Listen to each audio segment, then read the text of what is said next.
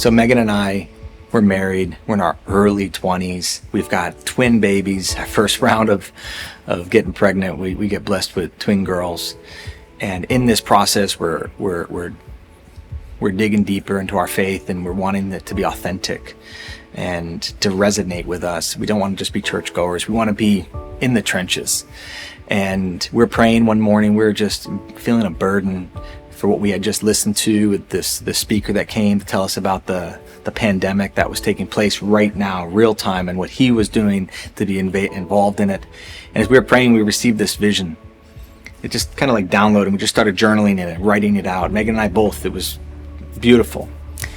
It was about pulling together and bringing the resources of the business community to fund God's projects, to fund the kingdom-minded projects.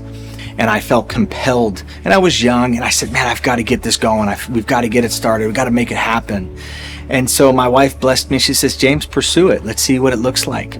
So in 2004, we made it to South Africa for the first time, right in the AIDS pandemic.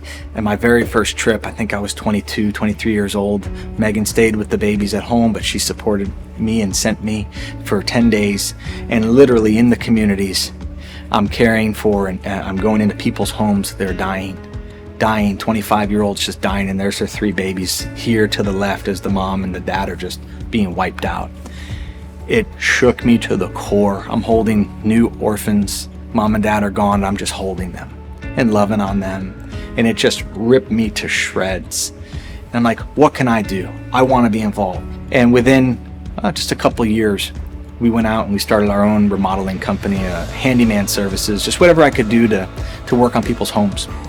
And the reality is that the money that we were making, we were carrying for our basic needs, and we poured the rest into missions. We put the rest into providing for food, clean water, housing, and we started pumping it into these areas.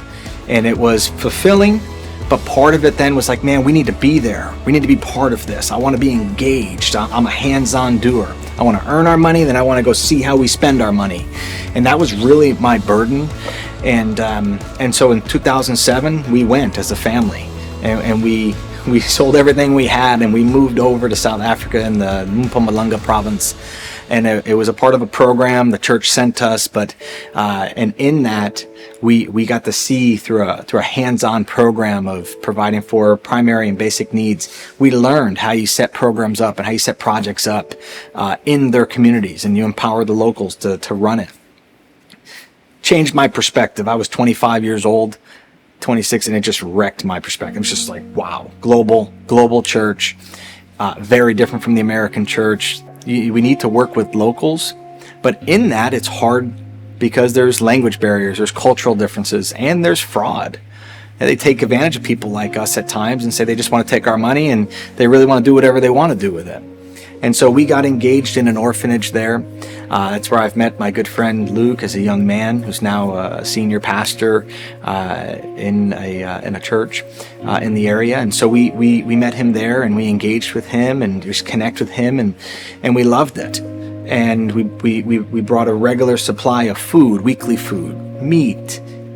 We improved their housing situation in this orphanage of over 100 kids. And in that, man, we had some issues with the director, and come to find out that money was being misappropriated, and we called them out on it. We said, look, it's inappropriate. We don't want to stand for this and stand with you in this process. And we believe in transparency. We believe in making sure that the hard-earned money that we were generating was going to be used appropriately for the intention.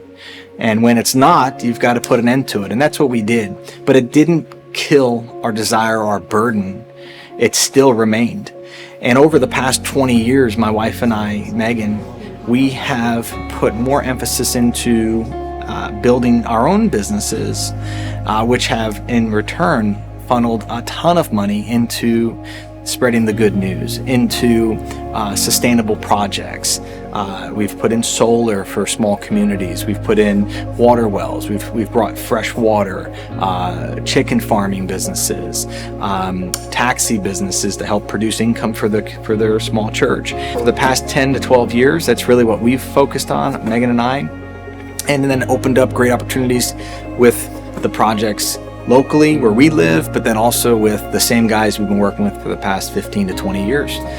Pastor Luke, as an example, meeting him in the orphanage and kind of just doing some sustainable projects with them really helped him get to the next point in his own life, which then led him to ministry school, and he's been faithful and continuing to serve, and now we get to serve alongside of him in a recent revival that he's in his own church and his own community, and he's lifting people up with his service. And so I just think that is just full spectrum of being sustainable and intentional.